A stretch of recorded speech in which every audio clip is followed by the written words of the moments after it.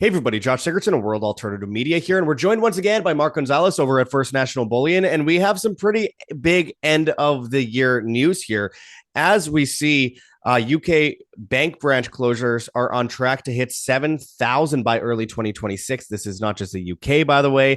We're witnessing this across the board. The cash deposit ratios at these banks are incredibly low. You could call them bankrupt if you want, because technically, when it's below 1% cash to deposit ratio, they are. The FDIC isn't going to be there to help you and save you either. They've openly acknowledged that they themselves are bankrupt.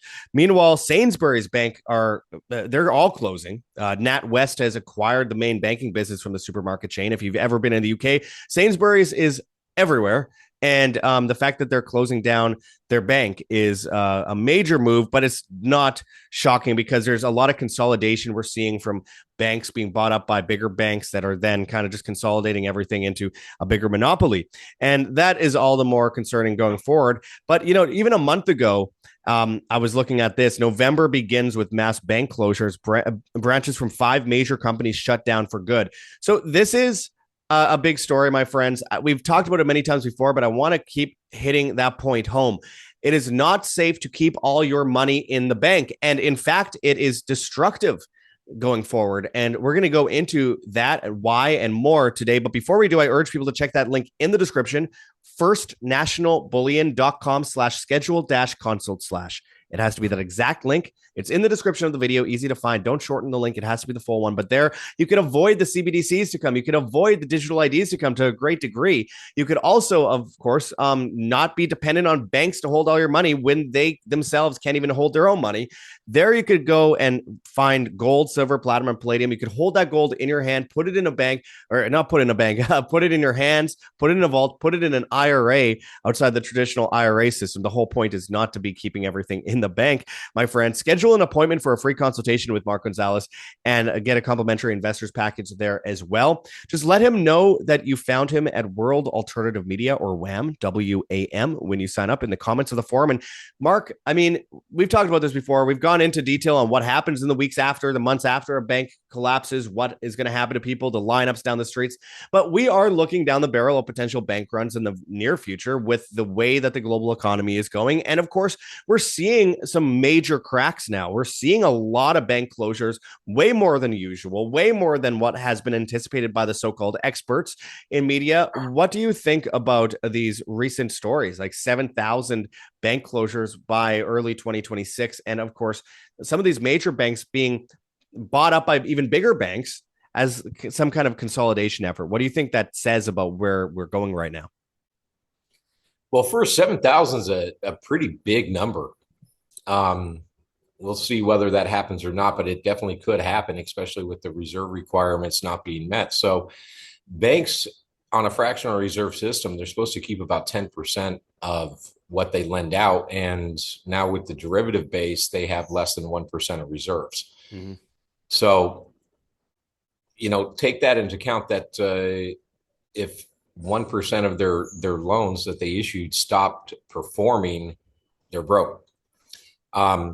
And when you look at what's coming with the unemployment, when you're looking at the layoffs, when you're looking at the slowdown of construction, to see that 1% couldn't be achieved is it's naive. It could easily happen. So we've talked about these things before, but the biggest thing that we had to reiterate and do this video on is that you are starting to see more apparent cracks in the banking system, and they're getting larger. They're not being televised. It's not like it's mainstream media and that's going to let you know that this is going on, but they are in fact there, and everything seems to be coming to a head. We got a Fed meet coming up in a couple of days where I'm pretty positive we're going to lower rates. That's going to add fuel to the gold and silver market at a time when gold and silver is already thinly traded, because it's harder and harder to source stuff. So you're going to start to see premiums take off.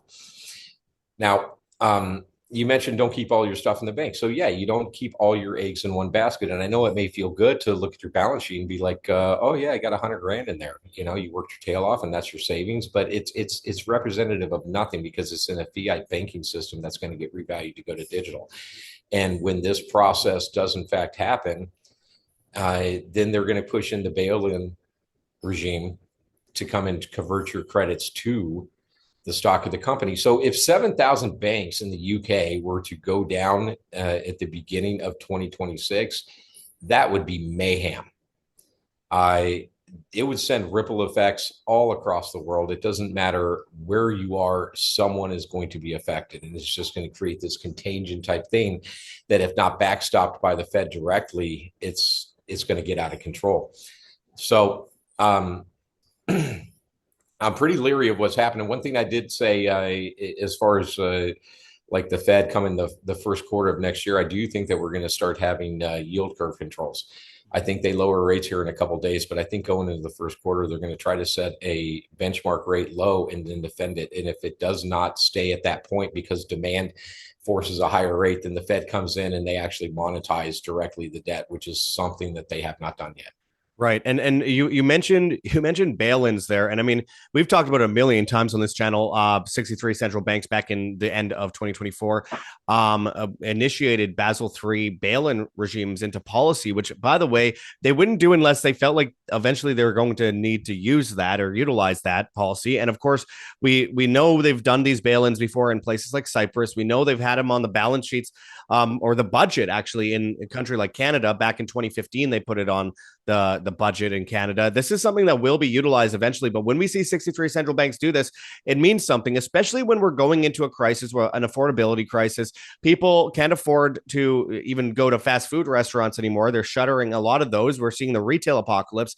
And of course, we're seeing massively bad job numbers despite the official numbers. Remember, always look at the labor force participation rate rather than the employment rate. But all of these things combined, we have banks that are clearly bankrupt. And when you get into that emergency situation and we're going towards that cashless system, of course, they're going to try and, first of all, pay off their debts with your money. They don't have any way to actually pay you back. The FDIC is totally bankrupt. They're not going to be able to help you. And when people are dependent on the banks, then they are dependent on those that control their money. And if you're dependent on those that control your money, then essentially you are enslaved to their whim. If the banking system is working with the World Economic Forum and all these other groups and governments around the world to force people into a technocratic hell, with digital IDs and CBDCs, which are rolling out across the board as we speak, mandating them in places like the UK and trying to push them forward in Canada and the United States to a big degree, especially with Real ID in the United States, then this is a danger for everyone that keeps all their money in the bank. Yes, like Mark said, it's nice to look at, hey, I have a big balance in my savings. I worked hard for that.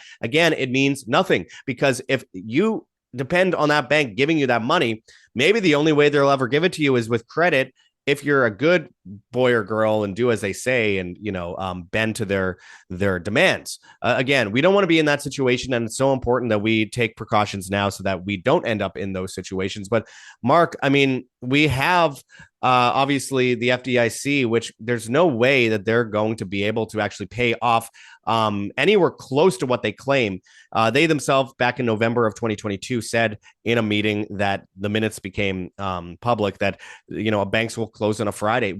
I believe that they are going to be unavailable when it comes to actually paying people out.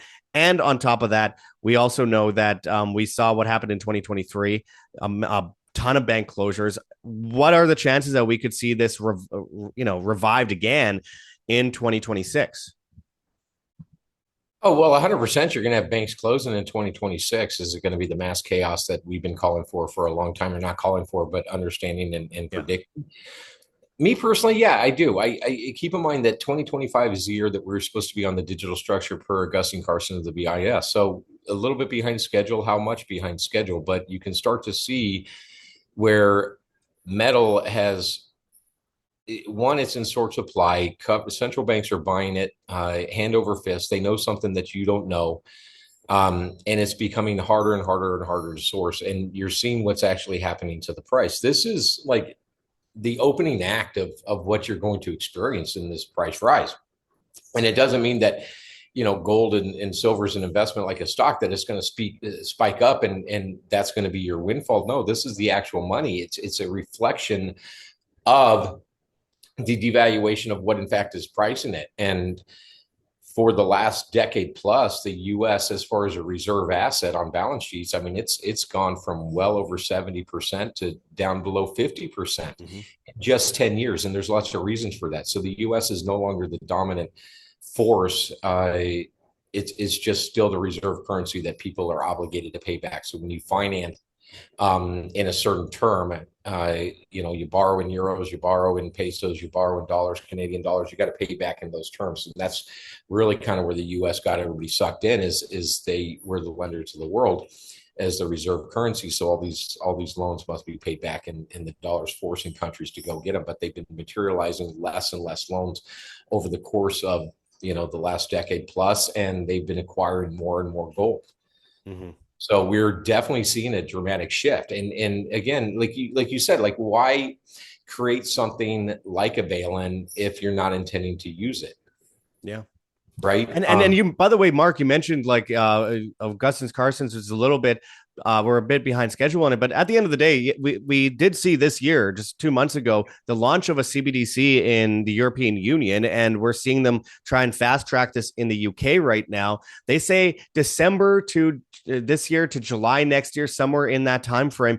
But I mean, they already released their mandated digital ID. They're trying to pass 3 other digital IDs right now. They have carbon credits on people's bank accounts. I mean, it's not mandatory yet, but it's all voluntary. But then if you don't utilize it, you'll be left out of everyday life. I mean, that framework is pretty much in place now. It's all about whether they press a button now or in a few months or in a year. But at the end of the day, that's bad news for people who have all their money in the bank. Even in Mexico, they have biometrics trying to be enforced on digital IDs for the tax system here. So I mean, if this isn't a warning call for people to actually go out and not just keep all their money in the bank and potentially insure their wealth versus all this stuff, not just inflation, all these other things, but the banks themselves in gold and silver, I don't know what is.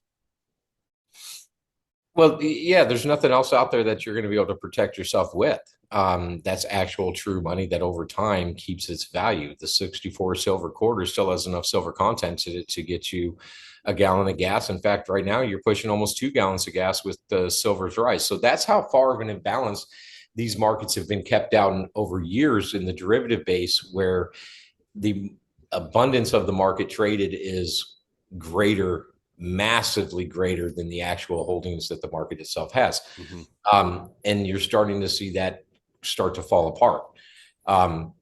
Like, just look at the lease rates. Like, for silver, an example, lease rates a couple months ago, they shot up to over like 10%. So if you're going to lease silver to cover a position, it used to be about a 1% to 2% cost, and then all of a sudden it shot to like 10. That is absolutely insane. It's kind of reverse purchase repo market, where you're going into the close and you don't have your reserve requirements to make sure you don't get picked on overnight and you're able to open the next day. You borrow from your fellow banks, and those rates were at one point were like 2%. They shot up to like 10. They're not at 10 anymore, but it just shows how quickly things can get out of control. And surprisingly enough, the rates for lease and silver, they're back down to low levels, and it doesn't mean that no one's leasing silver. I think what it means is no one is leasing the silver to them. We're not willing to go on the hook anymore and lease our product to you because we needed to cover. And then that pile that's being leased is already leased out like maybe 2, 3, 4, 5 times. And it has its own covers. Yeah. It's pretty grotesque. Yeah. How illusionary and fake everything is. So don't trust the system. Don't rely on the banks to like be there for you. Don't think that you're going to be able to wake up one day and always use your ATM and debit card. And again, we've talked about this before. So people need to restructure the way they mentally think about gold and silver. You need to start looking at gold and silver as the actual monetary unit, and everything else being accounting. And it's pretty easy to do. When you stop pricing things in dollars and you start pricing them in gold, you're going to see the exposure of the frauds. But everybody's brainwashed into thinking, okay, the dollar is the way to go because that's what we have and that's what is accepted when you go to the store. And then pretty soon it's going to be the digital dollar, and our central bank digital currency, our stable coin that's going to be coming up. Actually had a conversation yesterday with one of my customers that I've been working with for a very long time, very smart lady. And I was kind of surprised to hear her say she was thinking that the stable coin is what's going to remove the debt. I don't know who she's listening to, but just to kind of clarify that this stable coin is not, to exonerate her. A lot of people that go on forums regarding QAnon and stuff believe that as well. It's definitely not going to be the case, but of course, I have seen that shared around quite a bit. And these are also these stable coins that they're pushing right now, in many cases, have connections to like the Clinton Foundation and are heavily involved in the World Economic Forum. So again, like I've been a big fan of crypto for years. That's decentralized, privacy based, all those things, absolutely. But the main technology that they're utilizing right now is totally centralized, despite what they claim can be totally manipulated, and of course will be utilized by the state in order to create essentially a promissory on it in order to enforce new, technocratic rule. So it's very dangerous to fall into that. I know incredibly smart people that have, and including people that I plan on actually doing interviews with in the next couple of months. But at the end of the day, I know it's easy to look at things and go, hey, well, maybe there's some hope out there. But that hope at the end of the day comes from you as an individual, my friends. So those of you that are watching, not waiting for something else to come miraculously save them, because we're endowed by God with responsibility on our shoulders here, my friends. It's our responsibility to go out there and lead individually. And we can't just go and say, okay, well, as much as I don't like having all my money in the bank, eventually it'll be fixed because those in power are going to fix it. No, those in power will only grow like a tumor always. Collectivism begets collectivism. It grows like a tumor always. The whole idea is always to grow the size and scope of power. And sometimes it's under the veneer of bring in more conveniences and saving you from a problem that they created in the first place. Oh, look, we got a convenient solution for you where you don't have to do anything. Well, that's not life. Life is, well, difficult and you have to work hard. The tyranny comes under the guise of convenience, and the solutions that they want to provide are not going to help us. And I mean, Mark, you've been doing this for a long time. You've been awake for a long time and trying to get the message out. I mean, we have clearly shortages in the gold and silver market right now, which scarcity breeds demand and demand breeds value. But of course, versus, a collapsing dollar, collapsing banks, all these different things, surely you're seeing quite a lot of people asking a lot of questions about how do I get into this right now? Well, real simple. I mean, the link in the description, just fill that out. Make sure that you put in the comments that you saw it on Wham, so we know kind of how to source it. And we set up a consultation to kind of figure out where you're at this point in time, whether you bought metal, not bought metal. Are you looking to do IRA? Do you want it stored? Do you want it at your house? Combination of all. And we just kind of break it down. Now, the products that I like to recommend to sell, I like the fractional. I'm a big fan of fractional silver and fractional gold eagles, because where the price of gold and silver is going to go to reset this system and discharge the bankruptcy, I mean, it's absolutely astronomical. So even just be stuck with 1 ounce of gold and 1 ounce of silver, in many cases, you might find yourself in a situation of too much money with no change available. So it's easier to just go into it and get the smaller amounts. But the first thing is just make sure that you got to be your own hero. No one's coming to save you. You can kick yourself in another 6 months from now when silver's pushing $100, potentially gold's pushing, 5,000, 5,500. I've talked to a lot of people that have been viewers of your show for many, many, many, many months to years. And, they've wanted to reach out when we started doing videos about 1.5 years ago, and they just never really did. And look at what happens to the price of what's happened to the price of gold and silver. Yeah, doubling. Yeah. So it's just, but I get it. Baby's crying, work is demanding, dinner needs to be cooked. Life doesn't stop. But at the same time, if you don't put these incremental efforts in on a day-to-day basis to improve your situation, you're going to find slowly over time doors closing and options to exit and solidify your future. They're going to be made. The choice is going to be made for you. Life has a very harsh way of making your mind up for you if you do not do it yourself. Yeah, absolutely. Well, that's all the more reason why everyone should take heed of the caution. And of course, just, take that step. It isn't as daunting as it seems. It's not as difficult as it seems. Take that step. That link is in the description. firstnationalbullion.com/schedule-consult/. And again, it has to be that exact link. It is in the description again. And there you can buy physical gold, silver, platinum, or palladium, hold it in your hands, put it in a vault, put it in an IRA outside of the traditional IRA system. Don't be dependent on banks. Don't be dependent on the dollar. Don't be dependent later on that digital infrastructure. There you could schedule an appointment with Mark Gonzales for a free consultation, and you'll also get a complimentary investors package. Just let him know in the comments of that forum that you found him at World Alternative Media, or WAM, WAM.